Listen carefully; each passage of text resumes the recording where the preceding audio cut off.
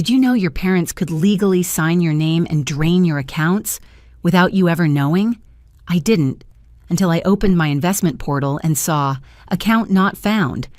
The truth is, if you've ever been hospitalized or temporarily incapacitated, a power of attorney, filed without your full awareness, can give someone total control. That's what happened to me while I was on morphine. I'm not just guessing. I used to work in financial data security at Sinclair Capital. I know how to trace device logins, detect forged signatures, and follow money trails. In this video, I'll show you how to find out who's accessing your accounts, protect your assets during medical emergencies, and file a whistleblower report, even if the offenders are your own family.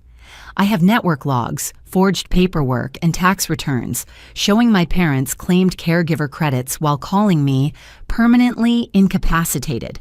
I turned everything over to the IRS. If you still believe family always has your back, watch this before you sign anything. Because if I hadn't uncovered the truth, I would have lost everything: my savings, my rights, and my future.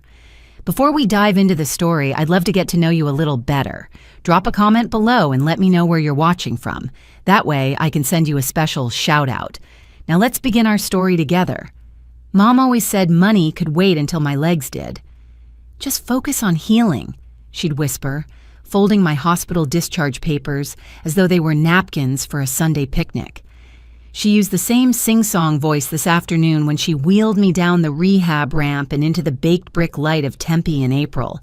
The jacarandas were dropping violet petals that stuck to my tires like stamps. Every squeak of the ramp echoed in the quiet neighborhood, and I felt the sound linger on my skin long after the metal stopped vibrating. The ride home is only 7 blocks, but the desert air dries sweat before it can cool you. Mom drove ahead in Dad's truck, windows up, air conditioning on. I pushed along behind in my chair, counting the cracks in the sidewalk and the seconds between breaths. 3 houses from ours I caught up, just in time to see her pluck a white envelope from our mailbox and tuck it under her cardigan. She smiled through the windshield, a quick flash like a camera, then turned away, pretending to rearrange grocery bags. Inside the converted garage apartment Dad built after my accident, everything was exactly where Mom thought it should be. Drawer labels in tidy block letters, socks, chargers, meds, even though I could find those things by feel. The refrigerator had a special shelf with masking tape that read, "Caleb's items only," as if boundaries could be drawn with kitchen supplies. The place smelled faintly of lemon cleaner and eucalyptus lotion, the scent the rehab center uses to convince you pain is just a formality. Dr. Patel's voice still rang in my ears. Small gains are still gains. I tried to believe him while transferring from chair to couch, but the cushions felt lower than yesterday, like someone had quietly removed the support wedges. I glanced around. Nothing looked different, but something felt rearranged, like coming back to a bookmarked page and finding the paragraph indented a new way. Mom stepped in, carrying a paper cup of iced coffee for herself and a bottle of electrolyte water for me. The mail was mostly junk, she announced, setting the bottle on my labeled shelf. One bank flyer, a couple of prepaid envelopes. I tossed them. She spoke lightly, yet her shoulders were high, as if holding invisible groceries she couldn't put down. I cleared my throat. Any statements from Sinclair Capital? She kept her gaze on the coffee lid. You mean your old stock account? Oh, honey, we moved that months ago. Better diversification, less risk. Daddy handled all the signatures while you were still on heavy meds. You don't need to chase numbers right now. The words slid across the room and settled in my chest like dust. I remembered a clipboard appearing in the hospital last year, my handwriting wobbling as I tried to sign through a haze of morphine. I'd assumed it was another insurance form. Maybe it wasn't. Dad's boots clomped on the driveway. The sound carried through the thin drywall. He poked his head in, offered a curt nod, and left again. He doesn't linger in the apartment. Says the space is mine, though the light switches are too high and the door locks only from the outside. When night flattened the desert sky, the house lights dimmed except the blue glow of my laptop. I typed Sinclair's web address almost by muscle memory and waded through the security splash screen. Invalid credentials. I checked caps lock, tried the backup password, then reached for the password manager I'd built back when I trusted myself with code. The vault showed my Sinclair login had been updated last month from a desktop registered to Frank's office. My throat tightened. Last accessed 6 days ago. Not me. I opened email recovery, but the prompt demanded confirmation from an unfamiliar phone number. I leaned back, feeling the old couch springs protest. A motor whirred as the garage door of the main house rolled open. Dad's nightly beer run. Another whine, the door shutting, the automatic lock clicking. Sound travels funny at night. It makes small things large. A dusty keyboard can tell you a lot. I brushed grit from the spacebar, remembering late pre-crash nights trading West Coast closings. The numbers felt solid then, little monuments to discipline. Now they were entries in someone else's ledger. Unease turned physical, a small cold coin behind my ribs. I rummaged through the bottom drawer where Mom stores important papers she says overwhelm me. Bills clipped together, receipts, a church bulletin. At the very back lay a folded photocopy, grainy, crooked. Transfer of assets. Section 3. Full authority granted to custodians Linda and Frank Morgan. My name sat beside a date I barely remember, the signature slick and confident. I traced the curve of the C in Caleb. It looked like mine if you squinted, but the pressure was wrong, too steady for a man on fentanyl. I set the sheet on the desk and turned on the bedside lamp. The yellow light made the paper seem older, like evidence in a cold case box. Outside the open window, a freight train howled across town, its horn stretching longer than the tracks themselves. For a moment, I thought about calling Mom in, asking her to explain, but the house was dark now, curtains pulled. Their day was over. Mine was just rounding the bend. I slid the copy into a new folder, labeled it with today's date, and placed it atop the drawer. The adhesive on the label stuck to my thumb longer than usual, a tiny resistance that felt like proof gravity still worked on my side. Somewhere in the main house, a refrigerator motor kicked on, a deep, humming note that seemed to say, "Stay cold, stay quiet." I listened until the sound faded. Then I opened a blank document and titled it, Things I Need to Know Before Morning. At the top of the list, I typed, what else did I sign? The cursor blinked, patient as a nurse during a midnight vitals check. Outside, wind rustled the lemon tree by the fence, and jacaranda petals drifted in swirls, purple against the street lamp glow. Spring in Arizona always looks gentle. You have to live here to know how hot it's about to get. Mom's footsteps reached my door before her knock. "Dinner's ready," she announced through the wood. No question, just the statement of a fact, like sunrise or property tax. I closed the laptop on my growing folder of evidence and wheeled toward the ramp that linked my garage apartment to the main house. Halfway up, the faint whir of Dad's lawnmower drifted in from next door. The smell of cut Bermuda grass mixed with roast chicken, a fragrance so familiar it felt rehearsed. The dining room looked untouched by time. Mismatched plates from 2 different bridal showers, yellowed wallpaper sprigged with faded violets, and the wall-mounted TV tuned to local news. My place sat at the narrow end of the table, closest to the hallway, the same seat they gave me at 6 years old so I wouldn't bump elbows.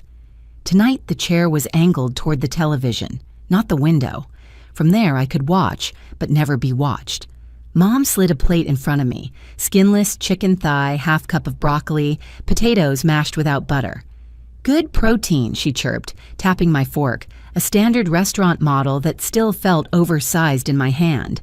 Last fall, she'd boxed up my adaptive utensils for donation. "Real men don't need baby tools," she'd said, smiling in that half-apology way she uses when rearranging my life. Uncle Rob occupied Dad's usual spot, shoulders broader than the ladder-back chair could kindly hold. He came by once a month to check on the situation, though he never defined what that meant. Dad stood at the head, carving knife poised, sermon ready. Mom filled water tumblers, never asking if anyone wanted iced tea. Rob glanced at me, oblivious. Heard your folks got the money side handled. Must be a load off your mind. A piece of chicken lodged in my throat. I swallowed twice before speaking. Which money side is that, Uncle? Rob, fork halfway up, looked from me to Mom in confusion. Your investments, son. Great that Linda and Frank keep those headaches away so you can focus on healing. Mom answered for me. Caleb's portfolio needed shelter from this market storm. She dabbed the corner of her mouth with a napkin. Stability first, spreadsheets later. Dad carved with authority. Long strokes, no wasted motion. Inflation's eating everyone alive, he announced. Under this administration, money evaporates. Safer under our roof than in those Wall Street casinos. The TV muttered through a segment on rising gas prices. Volume low, but excuses handy. I pushed my plate back. I'd still like an update. Can we review last quarter's statement after dinner? Mom's smile tightened. Honey, you couldn't keep your eyes open at therapy this morning. Numbers will just exhaust you. I let the silence sit there, heavy as an iron skillet. Dad cleared his throat. Let's say grace. It was less invitation than order. While he mumbled the blessing, I pictured the Sinclair login screen flashing red. Account not found. The memory made the broccoli taste of metal. After dessert, sugar-free gelatin for me, peach cobbler for everyone else, I excused myself to use the hall printer. In Dad's office, the air smelled of motor oil and printed toner, the scents of his two faiths. Stacked neatly on the credenza lay a single manila folder labeled Caleb Taxes 2023. I lifted it. The weight told me photocopies, not originals. Back in the dining room, Mom was recounting my childhood spelling bee victory to Rob, a story she tells when conversation lulls. I slid the return onto the table between the gravy boat and the salt shaker. Dad's jaw flexed. That's private paperwork. It lists me as a dependent, I said, steady as I could. Line 11B shows 0 capital gains. Where did a $210,000 portfolio disappear? Rob set his fork down, suddenly invested in more than chicken. Mom's fingers fluttered at her collar. We reinvested. Into what? A mattress? Dad's voice lowered. Watch your tone. I flipped to Schedule 3. Caregiver tax credits for both of you. My thumb pressed the figure. Did you claim $4,800 because you helped me reach the top shelf? The room held its breath. From outside, the neighbor's mower sputtered off, leaving only the hum of the refrigerator. Mom spoke first, each syllable wrapped in cotton. Caleb, finances are fragile right now.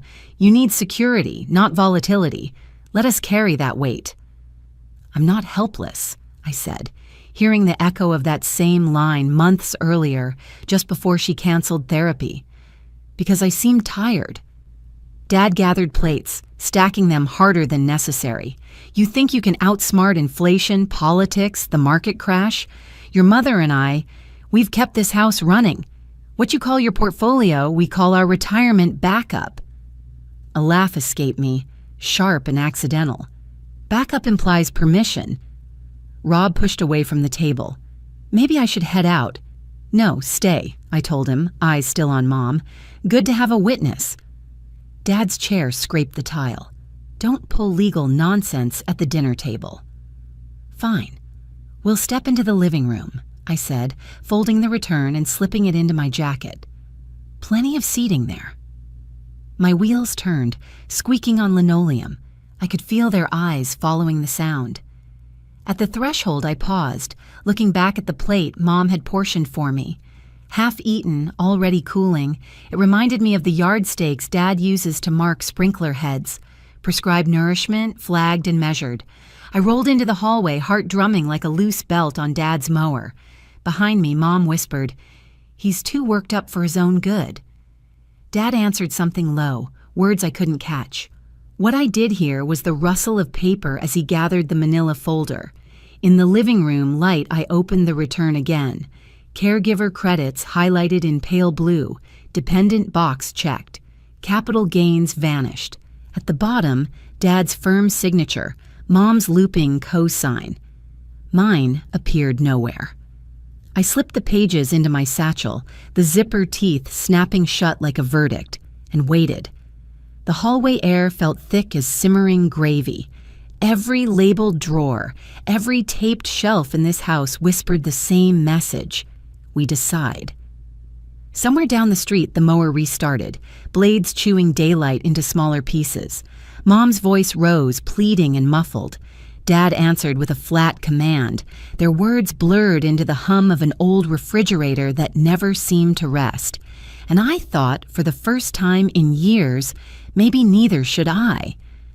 The desert wind pressed a warm palm against the cracked window, rattling the loose latch like a quiet dare.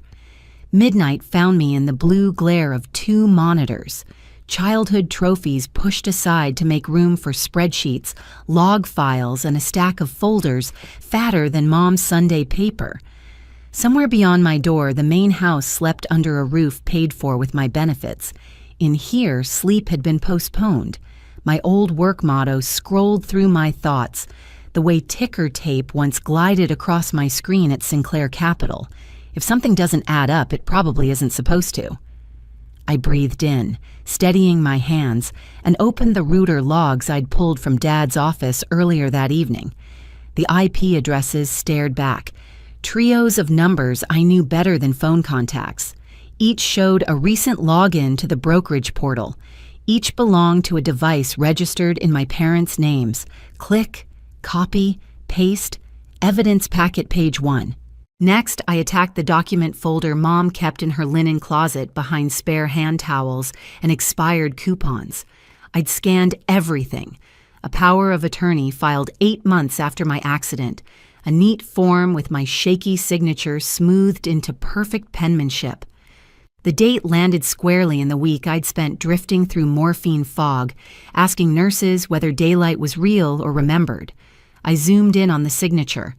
My name curled with a flourish I've never used. Whoever forged it wanted me to appear confident, maybe even grateful. Trust mismanagement, I typed in my notes. Unauthorized transfer. Fiduciary breach. The words felt crisp, almost professional. Home turf at last. The laptop chimed. Incoming video request. Rachel Kim's face appeared, framed by the muted glow of her apartment in Phoenix. We hadn't spoken in months, not since I bowed out of a contract we once planned to pitch together. Her hair was piled high in a loose knot, compliance manuals stacked at her elbow. "You said urgent," she began. "I figured you weren't calling to reminisce." I shared my screen. Router logs, forged POA, the blank spots where quarterly statements should live. Rachel watched in practiced silence, her brows knitting when the fake signature flashed by. "This is messy," she said at last, "and that's me being polite." "Borderline criminal?" "Cross the border," she answered. "If they used this document to move assets, they committed fraud. And if they claimed caregiver credits on top of that, they did." She exhaled through her nose, a soft whistle of disbelief. "Then we're looking at tax evasion, too. Have you considered the fallout?" I thought of Mom's labeled drawers, Dad's sermon about inflation, Uncle Rob's clueless smile. I pictured the blank line where my gains should have been, the dependent box checked without my consent. Fallout already lived in this house. I was just giving it a name. "I've started a file," I said. The webcam showed the red folder on my bed, a stray beam of moonlight touching the tab like a spotlight. Rachel's voice softened. "You understand, if you report, the IRS won't treat them like parents. They'll treat them like perpetrators." "I know. And once that wheel turns, it doesn't stop for family dinners." I nodded. Outside, a distant freight train moaned across the valley floor, a long metallic sigh. "They already chose their dinner menu," I said. "They served control. I'm choosing the check." A ping interrupted us, an automated chat bubble from the IRS whistleblower portal reminding inactive users to complete submissions within 30 minutes. The cursor blinked on the half-filled form. Describe parties involved. Rachel caught the reflection in my glasses. "Caleb, she warned. Pressing send means subpoenas, asset freezes, maybe criminal court. I kept my gaze on the screen. Mom always said truth sets you free, I murmured. She just never mentioned how much paperwork it takes. Across the room, the mechanical ramp groaned as it settled, metal cooling in the night air. The sound grounded me, a reminder that my mobility was still partly a gift of engineering and insurance. That insurance was bought with earnings now siphoned away. "I'll back you up," Rachel said. "If investigators need a compliance statement, I'm in." I swallowed the tightness in my throat. Appreciated. The word felt small for the weight of her offer. The IRS chatbot flashed again, this time asking if I needed assistance. I typed no and dismissed the window. Then I reviewed the attachments: screenshots, network logs, PDF scans, comparative signature analyses, every breadcrumb a story my parents never meant to tell. Rachel's image flickered as she muted her mic to sip coffee. She unmuted. Last chance to sleep on it. Sleep, I almost laughed, was a relic. I hovered over Submit Report. The button glowed steady, patient, like a porch light waiting for a prodigal son. Funny thing about porch lights, they guide you home, but they also expose whoever's at the door. Rachel broke the silence. "If this gets reported, your parents could face real charges. Are you ready for that?" My finger twitched. The train's horn echoed again, fading into night, and I imagined the rails stretching toward whatever came next, straight, unbending, honest in their direction. "I wasn't," I said, voice low but sure. "But I am now." I clicked. The screen faded to black for a breath, then a confirmation number appeared, stark and undeniable. Somewhere in the dark house, a water pipe clanged, as though the walls felt the shift. The cursor rested at the bottom of the receipt, blinking like a metronome, counting down the seconds before morning would arrive with new rules. I wheeled through the double glass doors of the Tempe Public Library just after opening. The air conditioning hit like a wave from another season, banishing the desert warmth still clinging to my shirt. In the far corner, past a row of biographies, no one seems to check out anymore. A study table waited under the hush of fluorescent bulbs. I spread out my tools: a worn yellow legal pad, a portable scanner the size of a loaf of bread, and a flash drive painted bright red so it couldn't disappear by accident. The laptop hummed awake. On screen, folders bloomed. Reuter logs forged POA, tax return 2023, Sinclair transfers. Each felt colder than the last. Mom and Dad had taken more than principal and profit. They'd drafted a new identity for me: dependent, incapable, permanently seated. I intended to strike those words from the record. The scanner clicked rhythmically while I fed it copies of every document in my satchel. A librarian glided past, offering a neutral smile that said these walls kept more secrets than mine. I labeled each PDF with the precision of a surgeon. Exhibit, a 1_ fake signature, Exhibit B3_ device log. My good hand moved faster than it had in months. The tremor that bothered me after long therapy sessions was quiet now, as if purpose steadied the muscles. While files uploaded to encrypted storage, I scribbled a timeline on the legal pad. January 2020, accident, March 2020, first transfer, October 2021, false power of attorney filed, April 2024, account locked. The dates lined up like dominoes begging for the first flick. Mid-morning sunlight slanted across the carpet, painting stripes that crawled toward my tires. I paused, remembering a family barbecue 3 summers ago, when Mom had passed me a soda and said, "Don't worry about the accounts, you've got enough on your plate." At the time, I'd taken the words as comfort. Now they felt like the preamble to a long con. My phone buzzed. Rachel. Lobby badge ready whenever you are. R. I packed the scanner, shut the lid on the laptop, and slid the red flash drive into my pocket. The rideshare dropped me an hour later at a downtown Phoenix tower clad in mirrored glass. Inside, the lobby smelled of polished stone and restrained ambition. Rachel met me by the security desk, her ID clipped to a blazer that made weekend jeans look official. She led me past frosted doors into a conference nook the size of Mom's pantry.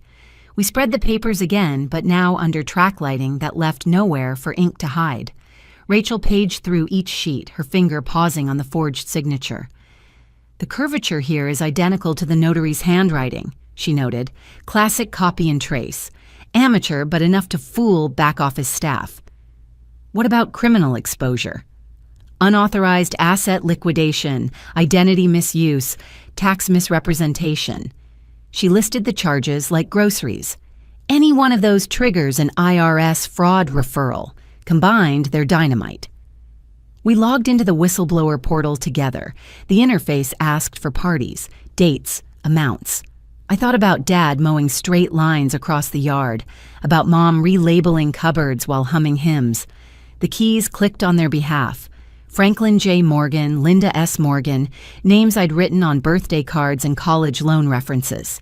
When the upload prompt appeared, I inserted the red drive. Files poured in like water, finding its level.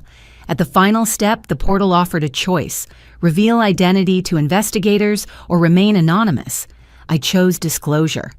If truth needs a face, it might as well be the one they raised. Rachel printed 2 hard copies of the submission packet. One went into a fireproof safe behind her desk. The other she slid into a courier envelope, sealed, and wrote on the front in block letters, "To be opened only by federal investigators." She handed me a smaller envelope. "Insurance policy," she said. Inside lay a single sheet on firm letterhead, her compliance statement attesting to the document's authenticity. At the bottom, she had added in blue ink, "If anything happens to Caleb Morgan, release contents immediately." I managed a tight smile. "Thanks feels thin." "Keep it anyway," she replied. The elevator down was glass on one side. Phoenix afternoon shimmered beyond, heat swirls rising from roofs like invisible flames. My phone vibrated. Rachel again, though she stood 12 floors above. "You've built a solid case. This won't go quietly." A reflection of my face stared back from the glass, sharper than it looked a month ago. The lines of worry hadn't vanished, but they were no longer the only story my skin told. Back in Tempe, the sun was lowering, painting the street a dusty bronze. I rolled up the ramp to my apartment, shoulders surprisingly steady. Each push felt cleaner, as if muscles finally believed they served me, not the chair. The door swung open on squeaky hinges Dad promised to oil last fall. Evening air smelled of lemon cleaner, but another scent floated beneath it, paper dust and ink. On the counter sat a thick white envelope addressed in Mom's looping script. "Trust adjustments, for review only." No stamp, no courier tag. They'd been inside while I was gone. A thin arrow of anger lodged behind my ribs. Still, I steadied my hands, slit the envelope, and let the papers slide onto the counter like cards from a rigged deck. First page: revised distribution schedule, appointing Linda and Frank as co-trustees until such time as beneficiary regains full capacity. Every paragraph dripped with concern. Every clause tightened the leash. At the bottom, a space reserved for my consent, blank but highlighted in yellow. I thumbed the packet shut and leaned back, feeling the ramp creak under the shift of weight. A reminder of physics, of support that obeys laws my parents can't rewrite. Outside, wind stirred the jacaranda again, violet petals drifting across the porch like small, stubborn witnesses. Evidence no longer lived in theory. It sat in safes, in servers, and now in my kitchen. No matter what fresh documents my parents drafted, their signatures were already chasing mine, not leading. I tucked the envelope beside the red flash drive, locked both in my own fireproof box, and set the key on the high shelf labeled "Caleb's Items Only." For once, the label felt accurate. The living room felt smaller, with the blinds half drawn, as though the house itself braced for what was coming.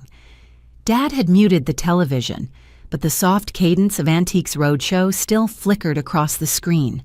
China teacups appraised, heirlooms discussed, everyone hunting for value in things left behind.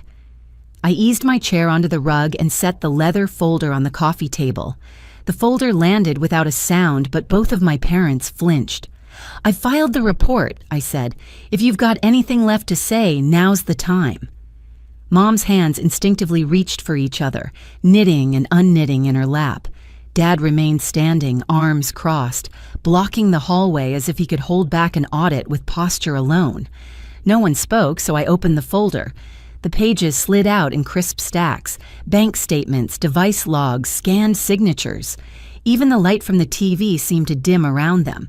I fanned each document across the table the way Dr. Patel fans therapy bands before a session. No confusion about what muscle we're working today. "When I was 10, I began, I asked you, Dad, why people lie. You told me because the truth makes them look small. I remember thinking that was sad. I tapped the forged power of attorney. Now I think it's worse than sad." Mom drew a ragged breath. "Caleb, you thought I couldn't handle it." I finished the sentence for her, sliding the next sheet forward. "So you created a reality where I didn't have to. Only problem is, that reality required you to be me." Her eyes shone, but the tears held, suspended like dew. "We managed the money to spare you stress. Healing takes strength." Dad's voice cut in, low and solid. "You were never going to make it on your own. The market's brutal. Bills pile up. Somebody had to protect what you built before you destroyed it." "By liquidating accounts without my consent?" I flipped a page. The brokerage transfer dated April 2020. "By listing me as a dependent so you could claim caregiver credits? By describing me as permanently incapacitated in tax filings?" Dad bristled. "That's the language the form required." "It's also perjury," I said, letting the words settle. "The IRS call center confirmed this morning that an audit has been opened. They'll request restitution plus penalties. They'll dig through every receipt. Vacations, renovations, whatever you bought with money tagged for my future." Mom's hands finally stilled. "You went to the government." "I gave you the weekend to come clean," I said quietly. "You didn't. Now it's out of my hands." Silence pressed in. The only movement came from the TV, a close-up of someone's delicate porcelain bird. The appraiser pointed out a hairline crack, value lost in a flaw no one noticed until it was under bright lights. Mom's tears broke free. "We loved you through all of it," she said, voice trembling. "Every hospital night, every therapy session. Your father refinished this room so you could get in without bumping thresholds. We did what we thought was right." "Love doesn't hide mail," I replied, "and it doesn't cash in the person it claims to protect." Dad's jaw worked as if words were stones he had to chew before spitting out. "You think a government agency will treat you better than your own parents? You think this makes you a hero?" He stepped forward and slapped a palm against the coffee table. The jolt rocked my evidence piles, a few pages sliding out of alignment. One sheet fluttered to the floor, my 2023 return, the dependency box neatly checked. I reached down, retrieved the paper, and squared the corners again. The steadiness of my hands surprised even me. "I'm not looking for heroes," I said. "Just accountability." Dad exhaled through his nose, half laugh, half snort. "You'd rather see your family ruined than admit you needed help." I needed honesty, not guardianship. I closed the folder and latched it. "There's still room for your side of the story, just not here at this table. Investigators will contact you soon. I suggest you answer them." Mom's shoulders shook, her gaze darting from my face to the silent TV and back. "Please," she whispered, "let's handle this privately." "Private ended when you signed my name." A car passed outside, its headlights stroking the blinds, stripes of light and dark racing across Dad's stern profile. He straightened, as if a decision clicked into place. In one swift motion, he swept his arm across the table, knocking the folder to the floor. Papers fanned like startled birds, fluttering before settling face down on the rug. The old coffee table, scarred by years of hot dishes and holiday game boards, rattled under the blow. Dad loomed over the mess, breathing hard. "You think this makes you a hero?" he repeated, voice gravel rough. "Fine, be the hero. Just remember, heroes don't always survive their own stories."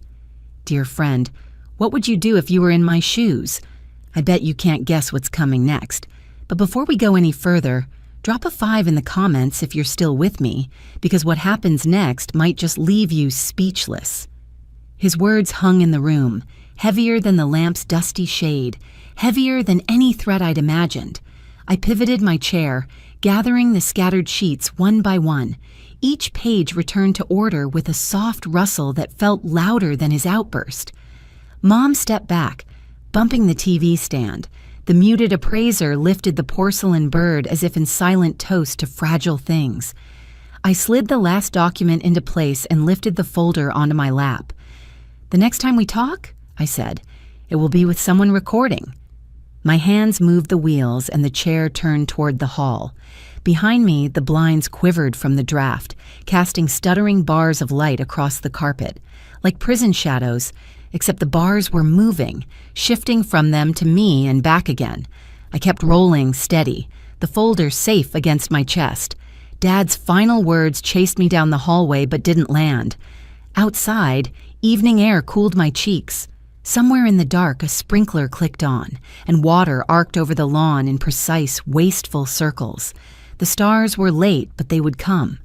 I followed the ramp down, each rotation sure, each breath a little freer, knowing the weight of truth was finally on record, even if the cost had only begun to show. Justice didn't come in handcuffs. It arrived as a certified email from the Treasury Department, 2 lines long, accounts frozen, subpoenas issued. After that, the Morgan house fell quiet in a way no holiday argument ever could. I didn't need to explain the silence to anyone. It explained itself each time a dollar failed to clear. My new studio sat 3 miles from their front lawn but felt farther, partly because I chose every inch of it. White walls, 2 big windows, sunlight pooling on bare floors. The mattress still wore its plastic sleeve, the faint crinkle reminding me it hadn't absorbed anyone else's weight or worries. Boxes labeled mine leaned in a corner. Books, kitchen, off-season clothes. I'd paid the movers from a checking account that listed one name only. When the final receipt pinged my phone, it felt like an invisible padlock clicking shut behind me. Mid-afternoon, I assembled a metal desk bought on clearance. The instructions were wrong in 2 places, yet the pieces still fit once I trusted my eye instead of the printed diagram. A small lesson tucked into an Allen wrench. With the desk standing, I opened my laptop and dialed Rachel. She appeared under a patio umbrella outside her office, steam rising from an iced tea glass. "Ready to start fresh?" she asked. I nodded and shared my screen. Together, we built a new investment profile. 2 index funds, a modest bond ladder, nothing my parents would recognize. Rachel generated a 12-word security phrase and made me write it twice, pen on paper, as permanent as ink allows. "Last step," she said, "enable biometric login." The fingerprint reader glowed. I placed my index finger and the machine captured the swirl and ridge no one else could forge. A green check mark bloomed on screen, simple, unarguable, mine. Evening settled while I sorted the last box. Near the bottom, I found a photo Dr. Patel had taken months after the crash. Me balancing between parallel bars, sweat on my brow, half a smile on my lips. I'd kept it because the smile was real, a small victory nobody scripted. I placed the photo in a black frame and hung it above the desk. The nail went in crooked, but the picture held. A soft thud at the door broke the quiet. The hallway outside smelled of fresh paint and someone else's dinner. On the floor lay a thick envelope addressed in Mom's looping script. I carried it inside but didn't open it. Through the paper, I could feel more words than I cared to count. Words asking to stay a family, to remember Sunday dinners, to let love override audits and affidavits. I slid the envelope into a drawer I hadn't labeled yet and closed it gently. Boundaries make less noise than arguments. The next morning, Rachel met me at a corner cafe shaded by orange umbrellas. We talked about ordinary things, her upcoming race, my hunt for a used bookshelf, how desert heat settles into the bones of old adobe walls. The iced tea glasses left damp rings on the table, brief halos evaporating before a second glance. She asked if I'd heard anything new. I told her the investigation was moving forward, but I'd stepped aside. The evidence spoke louder than I ever could. On my way home, I passed a rental duplex with a for lease sign and remembered Dad evicting my cousin years ago. "Business is business," he declared, turning the latch with finality. Back then, the lesson stung. Now it simply framed the day. Sometimes business is boundaries. Back in the studio, sunlight crawled across the floor, touching the still-wrapped mattress, the unread envelope, the photo on the wall. I followed the beam with my wheels until it warmed my knees. The quiet wasn't empty. It was spacious, like a room finally cleared of furniture that never fit. I looked at the framed picture, at the half-smile stubborn against gravity, and realized strength is often the part no one photographs. The moment after the camera clicks, when you decide what happens next. For the first time in years, I wasn't surviving. I was living on my own terms. Some silences feel like loss. This one felt like peace. Not every family story ends with reconciliation, but some end with clarity, and that's its own kind of healing. Sometimes the hardest part isn't speaking up. It's letting go of the need to be understood by those who hurt you. In this life, setting boundaries isn't unkind. It's how we remember our worth when others forget. If this story resonated with something you've lived through, I'd be honored to hear your thoughts. You're not alone, and your voice matters too. And if this story touched your heart, give it a thumbs up and subscribe for more stories about resilience and hope. Thanks for watching.